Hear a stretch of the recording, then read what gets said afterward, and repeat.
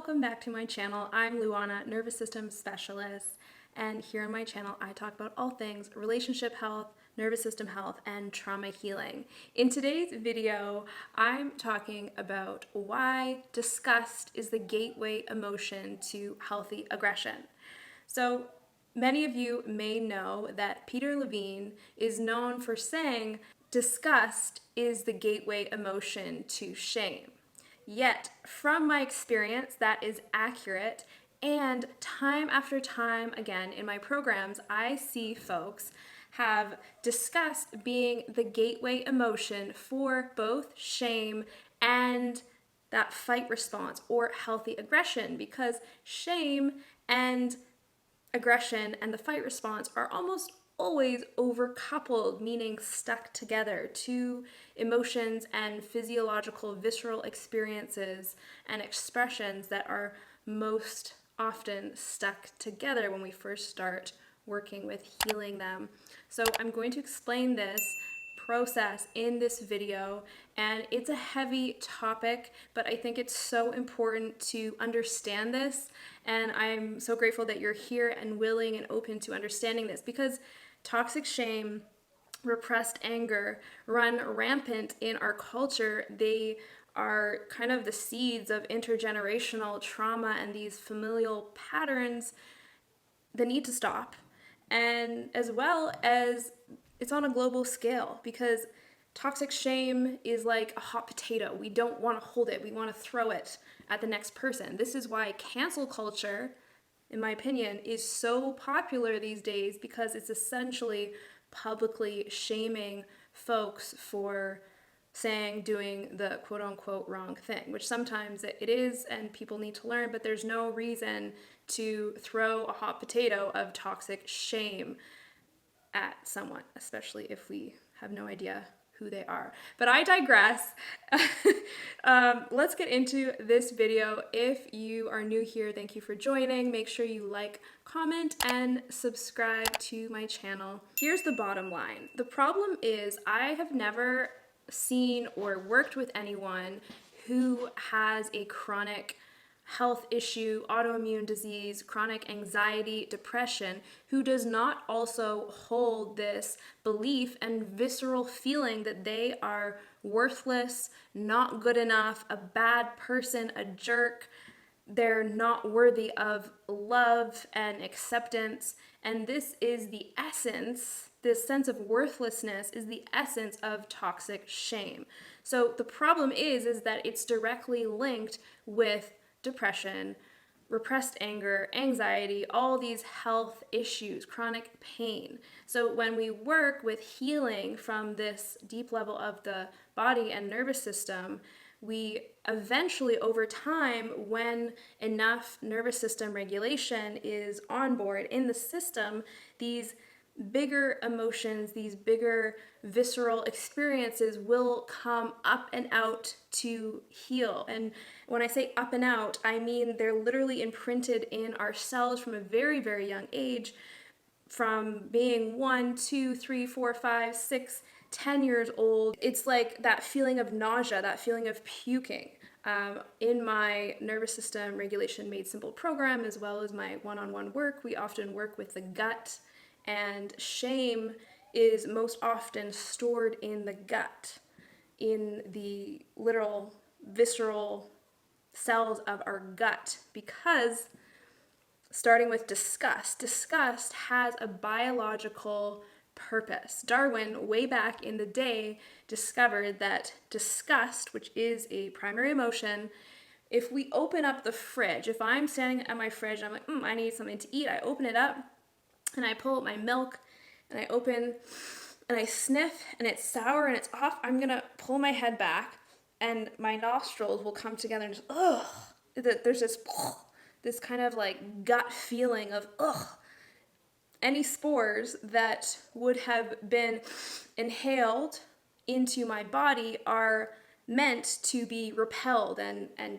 come out of my body. So that's the essence of disgust, is to extract and kind of get something that's not supposed to be in our body out. So just like the hot potato, we want it to get out. So disgust, like all emotions, has a biological function. Nostrils will close, we'll pull back, and if there's enough people around, we'll all feel that like visceral nauseousness that comes with expressing and experiencing disgust. And in the work that I do, with most people, we get to this point where they have enough regulation on board. They're able to follow their impulses of sleeping when they need to sleep, peeing when they need to pee, eating, and being able to stay with a broader range of felt, sense, and visceral experiences. So the harder stuff, the stuff that's not the rainbows and butterflies part of healing, like disgust, shame, and healthy aggression, will present itself, knock on the door, and be like, hey, I'm ready to heal. And if we're willing, and there's so many folks that I have the blessing of working with that are willing and right there, okay, let me take these next steps. If we're willing to kind of get into that grimy, gritty part of coming back to the full spectrum of our humanity, disgust, shame, and healthy aggression, or that healthy fight response, will come up once we have enough regulation and capacity on board. Now that you know more about the biological function of disgust and why we need to start with disgust as really allowing ourselves to feel what that feels like in our body before we can move to shame, because shame is generally higher intensity felt sensations. So once we have enough nervous system regulation capacity on board, disgust will come up to be felt, to be sat with, to be present with. Then we can move to toxic shame and healthy shame. I'll make another video about the difference of those two, but for now, let's stick with toxic shame and how it moves through generations. It's a sneaky, familial, intergenerational trauma thing that is rampant. And I'm going to give you a simple example that I actually just spoke with someone this morning that experienced this. So let's look at how the familial roots keep toxic shame growing in our society. So everyone's sitting at the dinner table and the kids are sitting there, the mom and the dad is sitting there, and in this example, the dad is humiliating the son for whatever reason, probably because that's what he learned is the right thing to do to keep the hierarchy in the family and who is in charge or has control over the situation, which is not true, but this is how a lot of people think. He's ridiculing his son, humiliating him, and essentially throwing that toxic shame hot potato across the table, saying things like, you're a loser, you're not good enough, you're never winning in your sports practices, you're a mess, you're never going to amount to anything. These are all things that fall under the category of verbal and emotional abuse. The right thing to do in that situation, or the thing that most children will do, and they'll continue to do this as an adult until they find the internal power and healing within to change this. The child will not fight back because the child is afraid to be ostracized, or it's a life or death situation. The child needs the parents to eat, to, take them to school, to have a roof over their head. So instead of fighting, putting up a fight and saying, Dad, that's mean, that hurt my feelings, don't ever say that to me again, I'm not going to let you call me those mean things, you're exclamation mark, that's a fight response. That fight, flight, freeze, that's a fight response. Most of the time, the child will not do that. Or if they do, eventually they'll realize that, I can't be doing this all the time, and they're just going to shut down. So if the person can't fight, they can't run away from home, they're going to freeze, shut down. And that's when we have that collapse in the body. Let me get really small and tiny. And my breath shrinks and I just kind of stop breathing. The life force in me doesn't flow through me and I'm tiny and timid.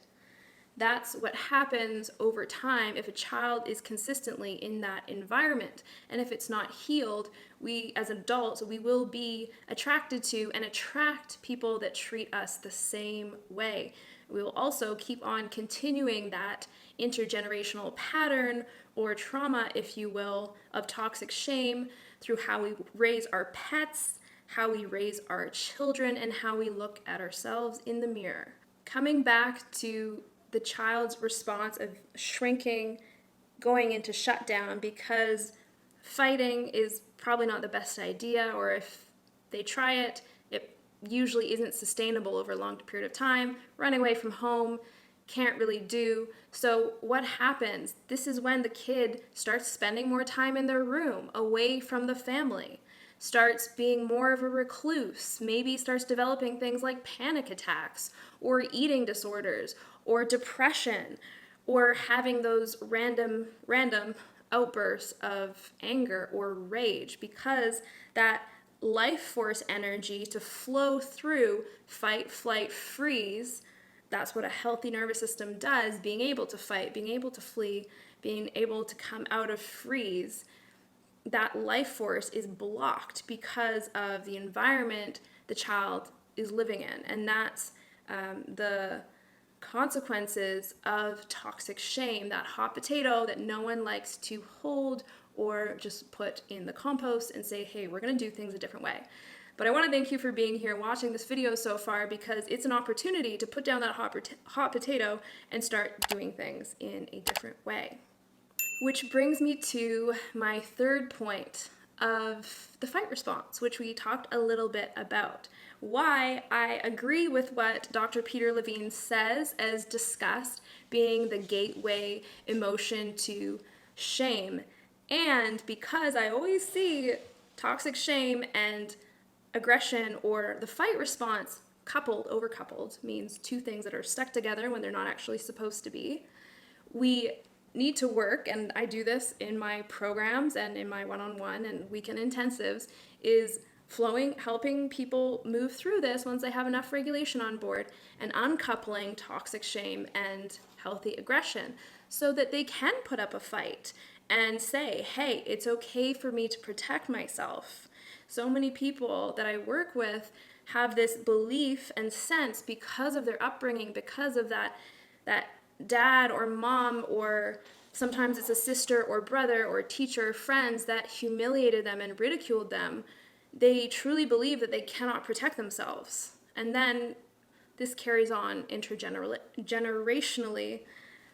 So coming back to healthy aggression, when we have enough regulation on board and we can experience and stay present with those felt sensations and that emotion of disgust, next comes kind of teasing out toxic shame, healthy shame, and the worthiness part. Then comes healthy aggression, the juice, if you will, because when we can flow through that fight, flight, freeze response, freeze and collapse is that toxic shame, which we get stuck in and walk around the world in functional freeze. Individuals with CPTSD, these sorts of things, will be familiar with that. Then comes the fight response. So this is why I truly know in a gut level that the gateway emotion to healthy aggression and being able to express it in a healthy, contained way, which go watch my other videos on my channel about expressing healthy aggression and what that's all about. The gateway emotion is disgust. Then we come to toxic shame, and then we come to that healthy aggression. Healthy aggression is, as I said, it's okay for me to protect myself when I need to. So that's when people call me or text me and say, hey, I stood up for myself. I went to have dinner with my parents, and maybe dad was going down the rabbit hole of humiliation, shaming the son, or maybe calling the son's dog a loser. And that's when the individual will text me and say, hey, I stood up for myself. I basically told my dad to off or go take a minute and reflect, because that's a mean thing to say. That's a healthy fight response. It doesn't mean that we have to get in a fist fight. It simply means that in the appropriate context, you will know how to fight and stick up for yourselves. And healthy aggression also means fighting for a cause, a meaningful cause, a purpose. It gives us this sense of vitality, life force flow, and a sense of purpose and meaning in our life. Passion, motivation, that vigor and vitality of what it means to be alive. And when people get to that phase, they're usually not coming to see me as often, or they're up to really cool and inspiring things in the world. That wraps up this video, moving from the gateway emotion, disgust, once we have enough regulation on board to be with those felt sense, visceral experience of disgust, then toxic shame, and then we come to aggression. Thank you so much for sticking with me in this video that can be icky, sticky, and yucky. Not the unicorns, the rainbows, and butterflies, but this is the real stuff. This is coming back to our humanity, and I'm so glad you're here. If you like this video, make sure you give it a thumbs up. If you have something to say, I want to know about it. And if you want to dive deeper, do one of my programs. The starter course, Nervous System Regulation Made Simple, helps you build that foundation that I'm talking about to be able to broaden your capacity to feel these different emotions and come back to yourself in a way that you may have not before. I will talk to you very soon. Goodbye.